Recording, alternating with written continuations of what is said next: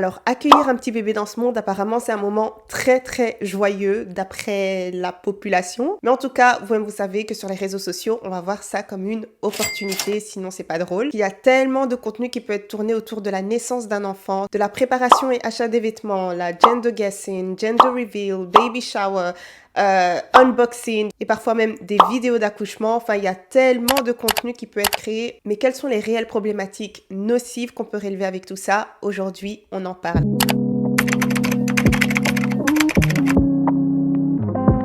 Alors, j'espère que vous allez bien. Ça ne va pas, ça va aller. Alors, bienvenue dans un nouvel épisode d'En roue libre. Donc, vous savez déjà ce dont on va parler aujourd'hui.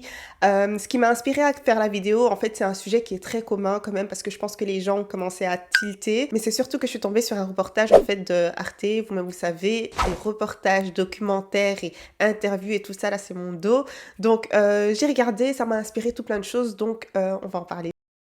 Alors vous-même, vous savez que quand on doit accueillir un petit bébé, quand il y a une naissance qui se prépare et que bébé est en route, il y a une certaine atmosphère dans le foyer, c'est-à-dire qu'il y a une certaine pression. On se pose quand même toujours la question de savoir si c'est le moment de partager ou non, surtout en tant que blogueuse, parce qu'on se dit qu'on doit vraiment maximiser le contenu. Après, ça dépend encore une fois hein, d'une blogueuse à une autre. Il peut aussi y avoir cette fameuse pression au niveau du couple, je dirais, parce que voilà, le monsieur doit pouvoir participer un minimum ou aider, etc. Donc, il peut y avoir quand même une certaine pression. Alors, je vous ai cité le contenu qu'on peut créer autour de la naissance d'un enfant, mais il y a encore tellement de choses. Je vous jure, sur Internet, les gens sont hyper créatifs. Mais je dirais qu'il y a quand même ce que les gens estiment être le minimum, c'est le fait de devoir faire le gender reveal.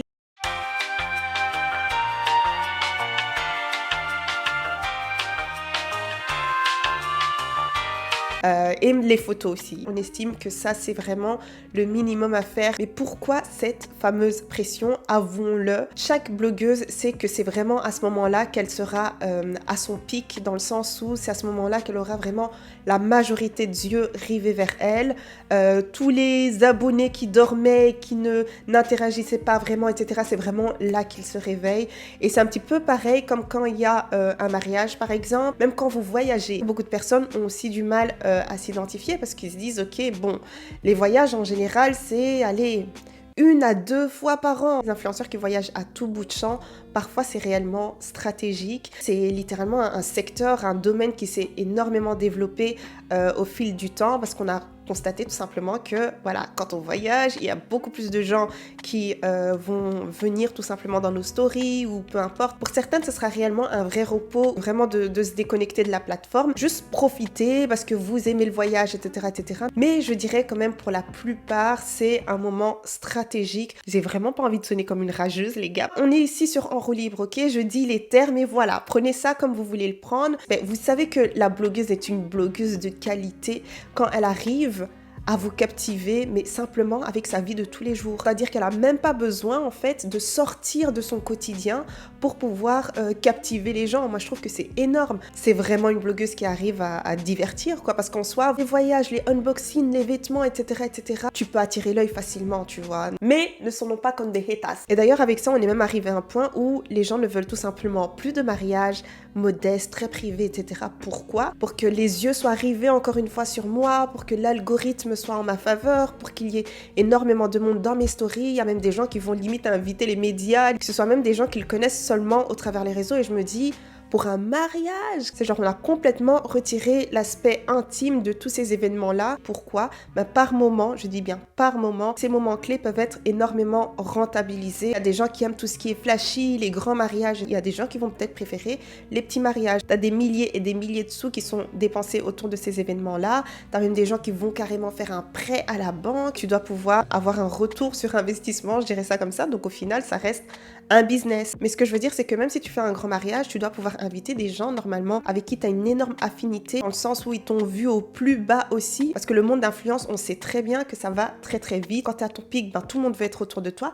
Et quand tu chutes, il n'y a plus personne en fait. Je sais, incroyable mais vrai, mais ça existe, les réelles amitiés. Aucun jugement là-dessus. C'est juste que je voulais le relever pour faire le lien avec le fait que des moments aussi intimes peuvent devenir très business orientés. Mais le plus intéressant dans tout ça, c'est de savoir que oui, on dépense énormément, mais il y a énormément de gifting.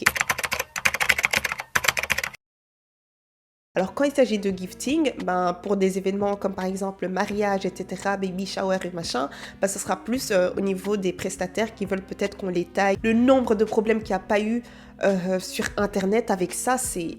Mais les gens continuent parce que voilà, la gratuité, c'est doux, c'est doux. Bref, pour pouvoir revenir à la grossesse, que ce soit les poussettes, les couches et les crèmes et les gadgets et les biberons et vraiment de tout. C'est réellement un business et je n'en veux absolument pas à ces femmes-là de devoir rentrer là-dedans. Pourquoi? Parce qu'en fait, tout ce qui tourne autour du bébé, là, c'est cher. Comme je l'ai dit, in this economy. Certaines réflexions, je me suis dit, vous vous imaginez les mamans, en fait, qui ne sont pas blogueuses? Ou encore pire, les mères célibataires qui ne sont pas blogueuses.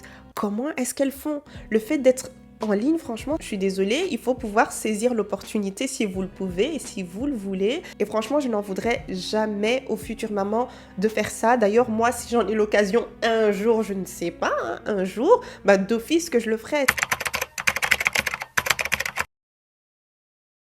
Pour les personnes qui sont quand même un petit peu mal intentionnées, ben, elles vont jouer avec le voyeurisme des gens, c'est-à-dire qu'elles vont créer une sorte de rage bait autour de l'arrivée de leur bébé et ça, je trouve ça hyper toxique à faire quand même. Donc pour ceux qui ne savent pas ce qu'est le rage bait, on va faire des choses en sachant très bien les conséquences négatives, mais on s'en fout. On se dit que toute interaction est bonne à prendre. Vous savez que les gens veulent voir un petit peu plus de la manière dont vous allez accueillir votre bébé. Ils veulent voir le bébé en soi. C'est une chose de vouloir garder ça à 100% privé.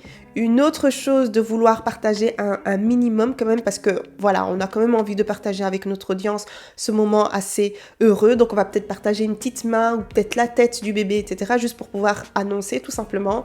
Mais il y en a qui sont tellement mal intentionnés avec ça qu'elles vont tout simplement titiller mais de trop. Vraiment la goutte de trop. Elles vont le faire constamment et en permanence au point où les gens vont tout simplement mettre la personne dans la sauce parce que voilà, au bout d'un moment, on est juste fatigué. Soit tu montes, soit tu ne montes pas. Ou alors tu peux montrer mais à petite dose. T'as pas besoin de narguer par derrière. Par contre, il y a quand même une ligne à ne pas dépasser et que je trouve hyper toxique de la part du public de vouloir mener des enquêtes. À tout bout de champ, ça sera ouais, mais t'as grossi, est-ce que t'es pas enceinte par hasard? Et ça va spéculer des commentaires et des questions vraiment très très déplacées. La personne a décidé de garder ça pour elle. Je trouve que vous n'avez pas à faire toutes sortes d'enquêtes. Elle l'annoncera quand elle veut l'annoncer. Si elle veut montrer la main, elle montre la main. Mais comme je l'ai dit, c'est à la blogueuse de ne pas narguer. Parce que si elle joue avec le feu, bah on va l'entraîner aussi. Je trouve qu'il y a quand même un juste milieu. Les gens sont vraiment fous sur Internet. Il y a quelqu'un qui avait dit pour la grossesse de quelqu'un que la personne préparait l'arrivée de Jésus, quoi. Genre tellement elle en faisait toute une histoire et qu'elle ne voulait pas montrer mais elle en parlait tout le temps et elle narguait etc. Donc les gens lui ont dit est-ce que tu attends Jésus genre. J'ai tellement rigolé mais je me suis dit les gens, aucun filtre. Et vous là, pourquoi est-ce que vous n'affichez pas pour que nous on vienne le regarder aussi chez vous? Limite ouvrez la porte de chez vous pour qu'on puisse rentrer, pour qu'on puisse dîner avec vous, pour qu'on puisse laver le bébé avec vous parce qu'au bout d'un moment vous voulez que certaines personnes affichent certaines choses de leur vie mais vous ne serez jamais prêt à faire ce genre de choses. Même si la personne a décidé de montrer 60%, elle a le droit de montrer 60%. C'est pas parce qu'elle a montré 60% qu'elle doit montrer pour autant 100%. Il y a même ce truc où les mamans blogueuses affichent carrément l'accouchement. Moi, je trouve ça vraiment too much. Mais à chacun de faire ce qu'il veut faire. Comme je l'ai dit, c'est un réel investissement auquel on aura un réel retour. Alors, le réel problème avec tout ça,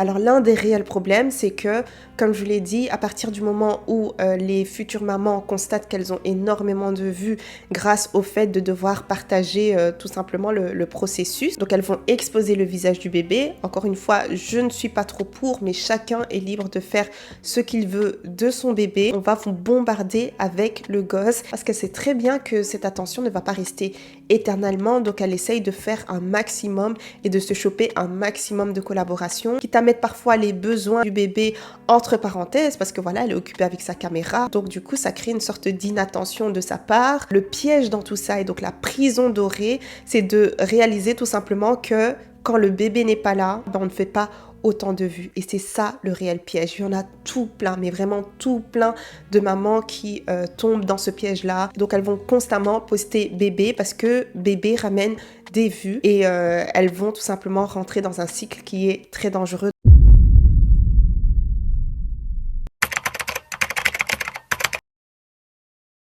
à partir d'un certain moment, quand le bébé grandit, s'il n'a pas de talent particulier ou il n'est pas habillé d'une certaine manière, cette fameuse vidéo des mamans qui hypersexualisent leurs enfants, allez regarder, je mettrai le i juste ici. Et si la maman ne lui a pas créé un certain TikTok ou ne l'a pas suffisamment affiché ou quoi que ce soit, ben ce sera terminé. Il y a beaucoup de personnes chez qui le fait d'avoir énormément de vues et d'opportunités va tout simplement les tenter à avoir un autre enfant. Alors ce n'est pas le cas pour tout le monde, s'il vous plaît. Il y a des gens chez qui c'était déjà prévu, rien à voir, mais il y a énormément de personnes pour qui c'est l'une de leurs motivations en fait, de devoir accueillir un autre bébé, créer le contenu qu'il y a à créer pour pouvoir générer encore plus de sous. Et en fait, les conséquences nocives qui viennent avec ça, c'est que le bébé qu'on a ramené sur Internet et qui a grandi sur Internet, qu'on n'a pas arrêté de montrer, on n'a pas arrêté de jouer avec lui constamment parce que c'était la star du show. Et vous-même, vous savez que ces années-là sont les plus cruciales. C'est là où il s'imprègne de beaucoup de choses, où c'est littéralement une éponge, ton enfant. Donc cet enfant-là, en fait, sera un petit peu en background, un petit peu mis de côté. Il y a uniquement les personnes qui l'ont vu grandir, en fait, qui seront intéressées par avoir des petites nouvelles, en fait, de ce fameux enfant et d'essayer de voir comment est-ce qu'il évolue. Mais sinon, la nouvelle star, c'est le bébé. Et ça, c'est hyper malheureux. Ils sont un petit peu négligés. Et le truc, c'est que même dans la vraie vie, ça aurait été comme ça. Tous parents savent très bien qu'il faut faire super attention à ne pas créer une sorte de jalousie entre les deux enfants. C'est pas pour rien qu'on offre un petit cadeau au premier enfant quand on a un deuxième enfant pour lui faire croire que voilà, c'est le bébé qui t'a offert ce cadeau-là. C'est un réel travail, tout ça, faut suivre. L'attention des parents est déjà dispersée entre plusieurs choses, mais là, vous ramenez en plus la caméra, c'est compliqué. Après, 2, ça va, 3, ça va, 4... 5. Il y a des familles qu'on a littéralement vu grandir sur Internet. Aujourd'hui, ils sont limite 8, si c'est 9, si c'est 10. C'est too much en fait. C'est de trop. C'est carrément les plus âgés qui s'occupent des plus jeunes parce que maman, elle s'occupe des petits bébés qui viennent de naître et puis papa, lui, il doit s'occuper d'éditer. Comme je l'ai dit, toutes les blogueuses ne sont pas motivées par ça, encore heureux. Encore heureux, s'il vous plaît. Je ne mets pas tout le monde dans le même sac, hein, mais pour certaines personnes, je vous jure que c'est très réel. Elles vont peut-être même s'acheter un van parce qu'elles trouvent ça correct de devoir élever 8 enfants, 9 enfants dans un van. Back here, we ended up doing triple bunks for the boys, which I'm so glad we did. They're super awesome. This folds down to make it easy for them to climb in. De ne pas leur offrir une scolarité correcte, de ne pas leur offrir, je sais pas moi, une certaine intimité, parce que parfois, t'as carrément des pré-ados, adolescents qui ont zéro intimité. How we sleep in the trailer. This is where the little girls sleep. It used to be a table, but it converts into a bed. Here's the couch and Noah's sleeping on it. Here's where Enoch sleeps. Here's Elijah. He has the top bunk.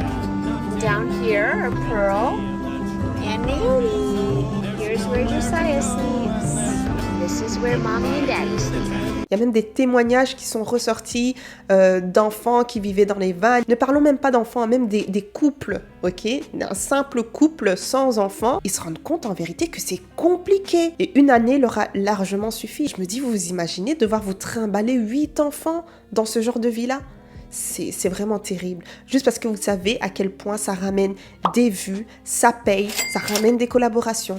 Donc vous, en tant que parent, c'est ce que vous allez faire. Il y a même tout plein de vidéos, même pas besoin de trop chercher, hein. Elles sont sur la toile où vous voyez les parents qui sont tellement occupés à créer le contenu que même quand l'enfant est en danger, ils ne le voient même pas. Et nous, on est là en train de stresser limite à base de « va chercher ton gosse » en fait. On le voit en arrière-plan ou même des fois, ça se passe droit devant eux, mais ils attendent de voir ce que l'enfant va faire. Oh, l'enfant est à côté du four. Pose ta caméra. Les gars, j'ai mal à la tête. Je peux pas continuer à faire ce genre de vidéo. Je me dis, est-ce qu'on peut pas évoluer comme des humains corrects? Mais quand il y a l'argent, hein, on se retrouve avec ce genre de choses, de personnes qui ne réfléchissent plus. Et puis, enfin, moi, je trouve qu'il devrait y avoir même une formation, carrément, pour pouvoir devenir blogueur. Tu dois avoir carrément un diplôme. Oui. Et t'as des cours en sécurité, t'as des cours en confiance en soi, t'as des cours en, je sais pas moi, en finance, t'as des cours en tout ce que tu veux, tu vois. Que ce soit un peu réglementé. Mais ça ne servirait absolument pas au capitalisme et à toutes sortes de je sais pas moi, d'industries. Comme je l'ai dit, je n'ai absolument rien contre de cette fameuse grossesse business, de devoir avoir un petit peu d'aide, des collabs et tout ça pour les affaires du bébé. Moi, je suis totalement pour parce que comme je vous l'ai dit, dans cette économie, si vous avez une certaine opportunité comme celle-ci, si vous avez passé votre temps à construire votre plateforme, pourquoi ne pas la saisir, cette chance-là? Il y a énormément de femmes qui n'ont pas la chance que vous avez. Prenez par moment à être reconnaissant pour ce que vous recevez parce que des fois, il y a des youtubeuses pestes, mais des pestes. En fait, rien ne vous est dû. Rien ne vous est dû. Et c'est tout le temps là à se plaindre en story, etc. Ça n'invalide pas ce que vous pouvez vivre. Mais je veux dire, il y a des femmes qui l'ont encore plus dur. Il y a des femmes actuellement dans la précarité qui vivent des choses terribles. Et vous imaginez, elle en train d'appuyer sur la story et de regarder tout ça, de vous en train de vous plaindre de la couleur de je ne sais quoi. Enfin, tu vois ce que je veux dire? Enfin voilà, ce que je veux dire, c'est juste dans la manière de dire les choses, sachant qu'il y a tout type de profil, c'est-à-dire tout type de classe aussi sociale qui peuvent regarder vos stories. Pareil, ne pas manquer de respect à ces fameux prestataires en pensant que tout vous est dû. Bon, après, les prestataires, ils sont des fois un peu impolis aussi. Je dis ce qu'il y a. Mais si j'en parle aujourd'hui, je pense que la vidéo, elle sera prolongée de 3 heures. Parce que j'ai trop à dire sur les prestataires aussi. Mais voilà, ça ne change pas le fait qu'il y a une manière de s'adresser aux gens. Et je ne parle pas uniquement juste pour votre marque, mais juste pour l'humanité. Ok, ce serait bien. Donc voilà, c'est tout pour aujourd'hui. N'hésitez absolument pas, si vous avez quelque chose à rajouter ou peu importe, me parler un petit peu de votre expérience. Mettez ça en commentaire. Si vous voulez me soutenir un petit peu côté mode, etc., n'hésitez absolument pas à me suivre sur Instagram, Tiny and Brown. Et à la prochaine les gars, bisous bisous.